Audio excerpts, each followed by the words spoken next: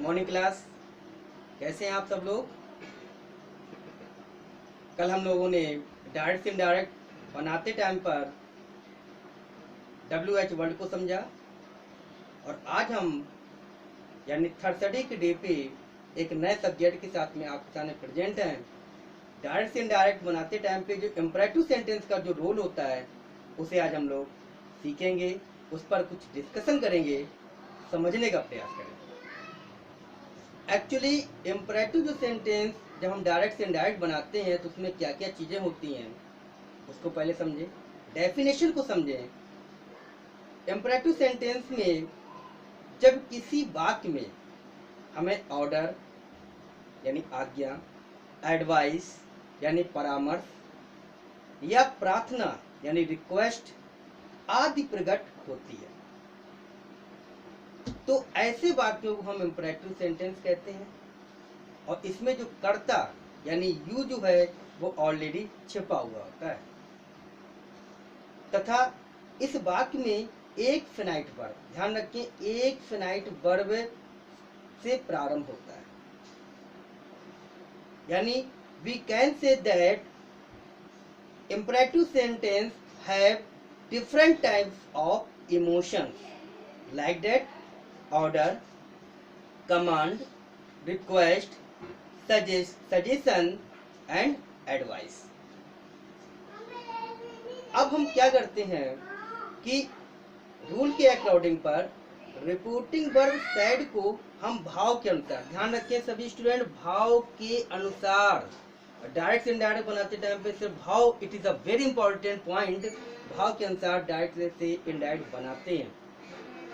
तो भाव के अनुसार यदि सेंटेंस में ऑर्डर शब्द आ जाए तो उसे हम ऑर्डर्ड या कमांडेड में बदल देते हैं।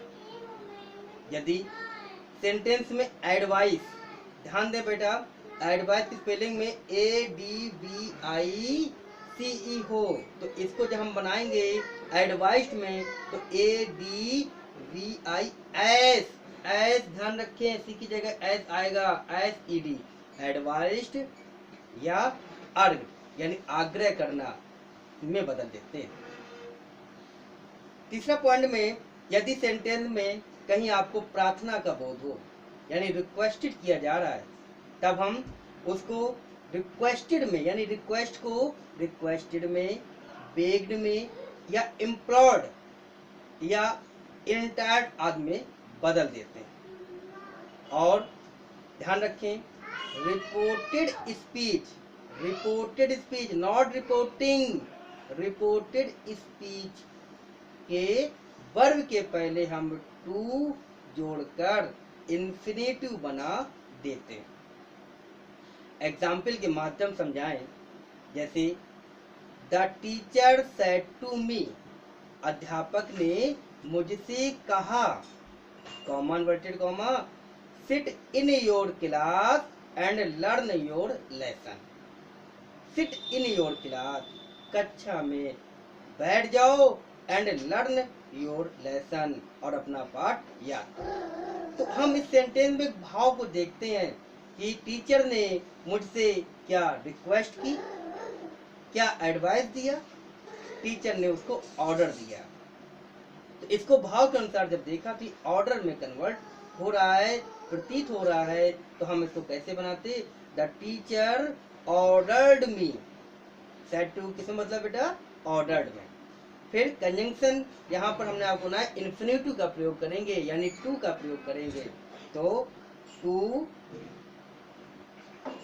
सिट इन योर को बदलेंगे आप मी के अनुसार तो माई क्लास एंड लर्न, फिर योर को मी के अनुसार बदलेंगे माई लेसन। कैसे एग्जाम्पल से समझे, the teacher ordered me to sit in my class and learn my lesson. एक और बात समझे, जैसे ही सेड टू हिज फ्रेंड, उसने अपने मित्र से कहा वर्क हार्ड, कठिन कार्य करो। अब उसने मुझसे कहने का मतलब ये हुआ कि उसने मुझे ऑर्डर दिया या रिक्वेस्ट की या उसने एडवाइस दी। तो हम इसको जिस प्रकार से भाव में रखेंगे उसी प्रकार से हमारा सेंटेंस कन्वर्ट हो जाएगा। अगर सेंटेंस को हम एडवाइस के रूप में बनाते हैं तो सेंटेंस कैसे बनता है?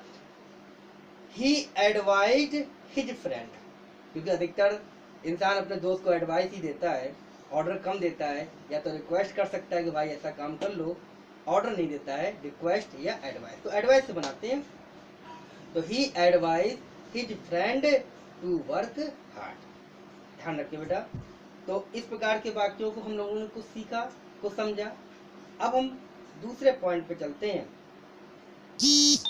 जब रिपोर्टेड स्पीच में, ध्यान रखना बेटा, पॉइंट दूसरा है, जब रिपोर्टेड स्पीच में यदि वाक्य में नेगेटिव यानी नॉट टू डू नॉट का प्रयोग हो, डू नॉट का प्रयोग किया जाए या प्रारंभ हो, तो इसको बनाने की हमें दो विधियां पता होनी चाहिए। जैसे कि हम क्या करते हैं उस समय, एक रिपोर्टिंग वर्ड में या तो हम फॉरवर्ड का प्रयोग कर देते हैं, ठीक है ना, या तो हम फॉरवर्ड का प्रयोग करेंगे, और या दूसरे प्रकार से हम नॉट के बाद टू का प्रयोग कर देते हैं।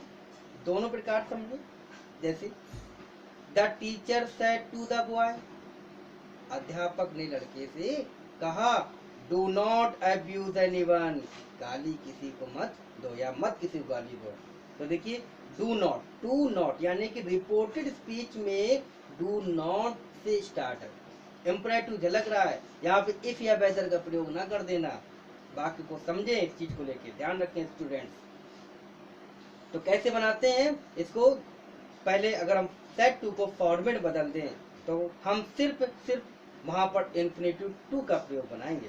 देखिए the teacher forward the boy, the teacher forward the boy to abuse anyone, to abuse anyone. ये हमने सब आपको लिखवाए हुए हैं, आप अपनी कॉपी रखिए, उसमें पढ़िए, समझिए और हमारे वीडियो को देखिए, आपको समझ आएगा। और यदि सेंटेंस में मान लीजिए इसी सेंटेंस को अगर हम लोग देखें तो यहाँ पर अगर ऑर्डर का प्रयोग कर दें तो ध्यान रखना, तो कैसे बनता, the teacher ordered the boy not to abuse anyone. ध्यान रखें इस चीज के बाद। तो इस प्रकार के सेंटेंसेस को भी हम बना सकते हैं। यानी कि we can say that in imperative sentence the first time commas and inverted commas are removed and word to it used to join both the parts। And the next point is, if the sentence is negative, so we used do not is removed and not to is used in making indirect speech of imperative sentence. इस चीज पर आप लोगों को ध्यान रखना है। इसके बाद अब नेक्स्ट पॉइंट पे अगर हम लोग बात करें, यदि रिपोर्टेड स्पीच में जब नेवर का प्रयोग हो यानी नेवर से वाक्य प्रारंभ हो, तब हम कैसे बनाते हैं, तो रिपोर्टेड वर्ब को हम एडवाइस में बदल देते हैं और नेवर तथा क्रिया के बीच में हम टू का प्रयोग कर देते हैं। इस चीज पर आप थोड़ा सा ध्यान दें। जैसे कि the teacher said to the student, the teacher said to the student, comma inverted comma, never waste your time. अब देखिए यहाँ पर वाक्य नेवर से प्रारंभ है, नेगेटिव है, बट नेवर से स्टार्ट है।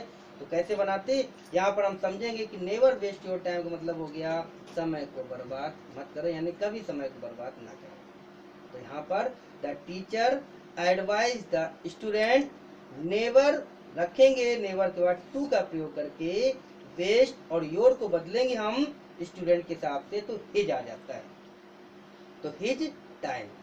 तो फाइंड आउट कैसे क्लियर करें, the teacher advise the student never to waste his time. तो इस टाइप के वाक्यों को हम लोग बनाते हैं। अब एक बात और आती है लास्ट पॉइंट पे, अगर हम थोड़ा डिस्कशन करें, यदि रिपोर्टेड स्पीच में कभी कभार सर, प्लीज, काइंडली इस टाइप की सीन हमारे सामने भी आ जाती है, तो उसको हम लोग कैसे बनाते हैं इस चीज को भी समझें।